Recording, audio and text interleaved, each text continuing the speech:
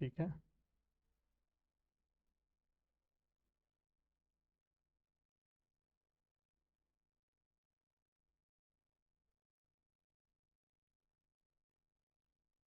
बोल।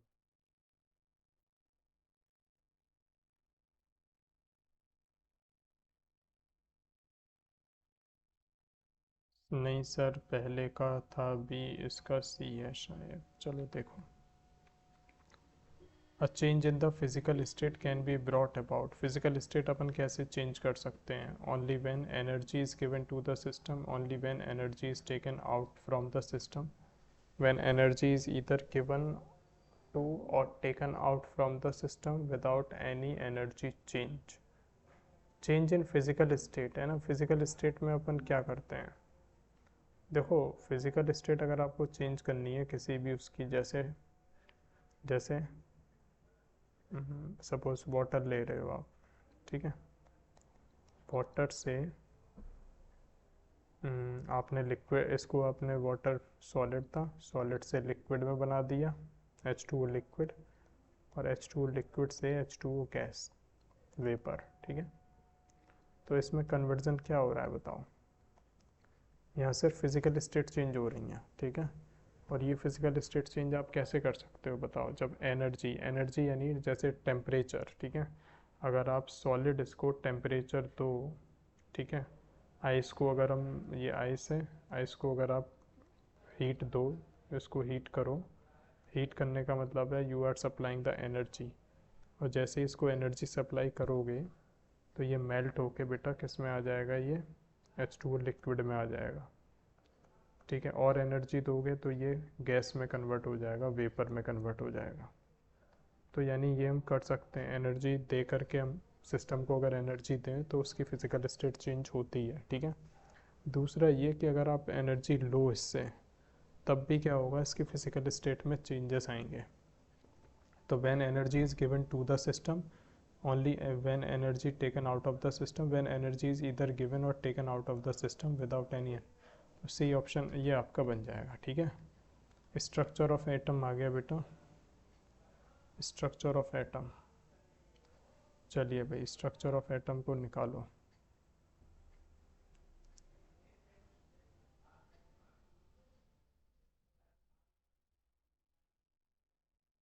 बोलिए।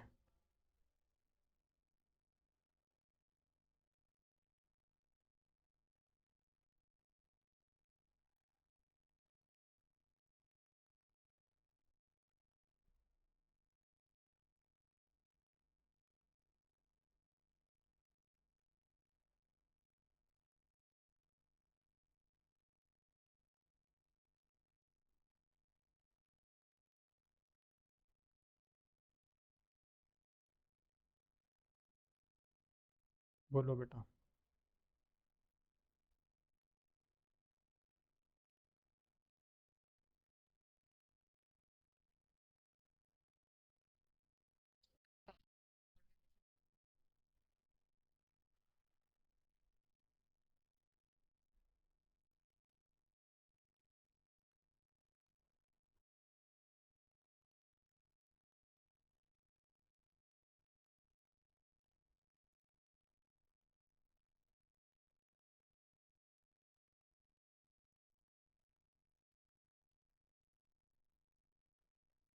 क्या दिया है आंसर? बी ऑप्शन है sir. Which of the following correct electronic distribution of magnesium atom? Ayush का भी यही है, 282। चलिए चेक करिए भाई, चेक करिए, चेक करिए। मैग्नीशियम होता है, मैग्नीशियम 12 होता है, ठीक है। तो इसमें फर्स्ट शेल में 2, फिर 8, फिर 2, ठीक है। 282 exactly. Next question. Rutherford's alpha particle scattering experiment result in the discovery of. Rutherford का एक्सपेरिमेंट था, उससे क्या डिस्कवर हुआ था? Electron, proton, nucleus and what?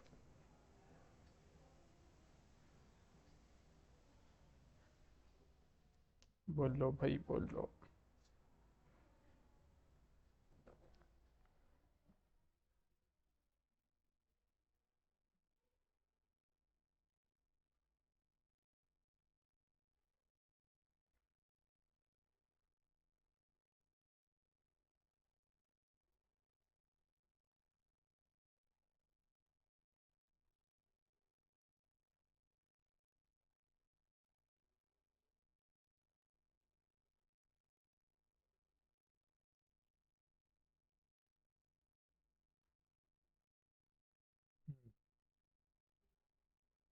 क्या है आंसर? अभी नहीं आया। Nucleus in the atom, exactly. Ayush का आंसर नहीं आ रहा है भाई, न्यूक्लियस इन द एटम। बहुत लेट आ रहा है। तो अल्फा पार्टिकल स्कैटरिंग में न्यूक्लियस की डिस्कवरी की गई थी, ठीक है। किसकी की गई थी? न्यूक्लियस की डिस्कवरी हुई थी, okay. Discovery of nucleus, right. ठीक है ना, ओके। और देखो भाई, और क्या आएगा बताओ, और क्या आएगा? और आ जाएगा आपका ये बताओ, the number of the atoms in an element X is 15 and the number of neutrons is this, which of the following is the correct representation? करिए भाई। नेक्स्ट क्वेश्चन, डी ऑप्शन है शायद फोर्थ का। फोर्थ का देखो भाई, मतलब third का बता रहे हो ना तुम। Number of electrons in an element x, ये एक्स है, इसके अंदर इलेक्ट्रॉन्स आपको गिवन है 15, तो इसका जेड कितना होगा भाई? जेड भी इसका 15 होना चाहिए, है ना। नंबर ऑफ न्यूट्रॉन इज 16, तो देखो ये आपका z बराबर p बराबर e होता है ना, तो इट शुड बी 15, तो नीचे 15 आना चाहिए। तो नीचे 15 देखो, यहाँ 16 दिया है ये गलत, यहाँ 16 दिया है ये गलत, ठीक है। तो 15 वाला यानी ए और सी में से आना चाहिए। बाकी यहाँ ए होता है मास नंबर, तो mass number is a sum of protons and neutrons. तो न्यूट्रॉन्स कितना दिया है? न्यूट्रॉन्स दिया है 16, ठीक है। तो 16 और प्रोटॉन्स कितने होंगे? 15 होंगे, है ना, क्योंकि z बराबर p बराबर e, राइट। जितना z होगा उतनी प्रोटॉन्स होंगे, 15 टू जा 30, 31। तो ये बेटा फॉस्फोरस है एलिमेंट, क्या है ये? 15 फॉस्फोरस 31, तो ये ये आपका ए होगा, ठीक है, not D, it's A. Next question, Dalton's atomic theory, Dalton's atomic theory successfully explained, क्या एक्सप्लेन करती है डाल्टन्स थ्योरी?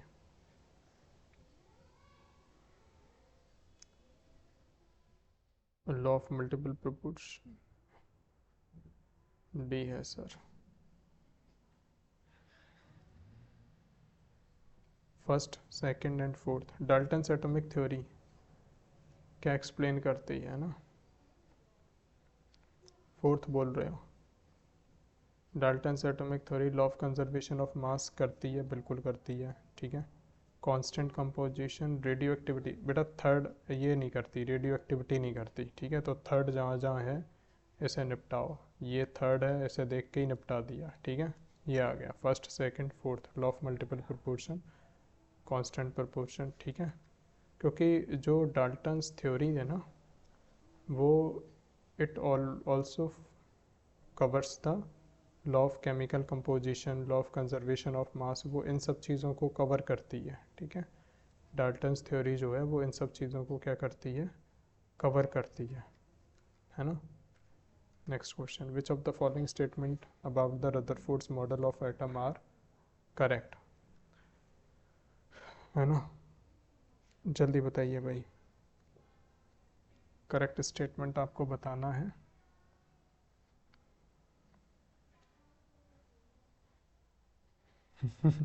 कैमरा क्वालिटी कैसे गिर गई?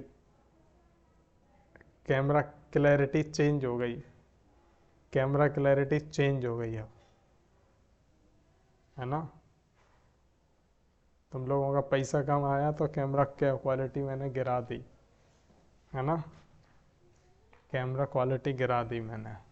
अब हाई स्कूल वालों को आएगी नई क्वालिटी।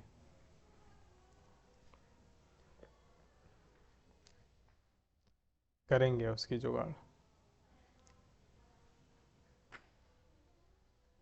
कैमरा क्वालिटी एकदम करेंगे सही। अभी तो क्लास ऑफ करने जा रहे हैं। चलिए बताइए भाई।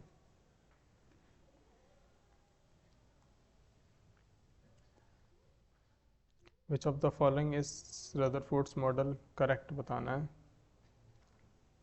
देखो रदरफोर्ड मॉडल के बारे में करेक्ट स्टेटमेंट, तो एक काम करते हैं,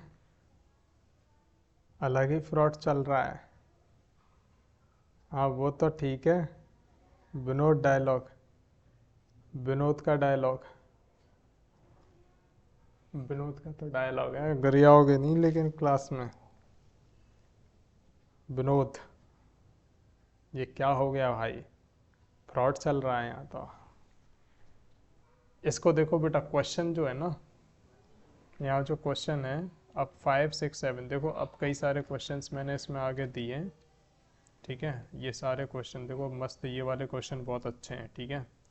तो ये क्वेश्चन आपको रात तक का टाइम है, ठीक है। ये सारे क्वेश्चन आपको 18 तक के क्वेश्चन है, पूरे निपटाने हैं अभी, ठीक है। तो अभी तो मैं क्लास ऑफ कर रहा हूँ, 10th की क्लास है तो, बट ये अभी तुम लोग कर लेना, ठीक है। और कल मिलते हैं हम लोग क्लास में, ठीक है, ऑफलाइन। ठीक है बच्चों, good night, thank you for today. अच्छे से मेहनत करी तुम लोगों ने, गुड गुड गुड, बाय।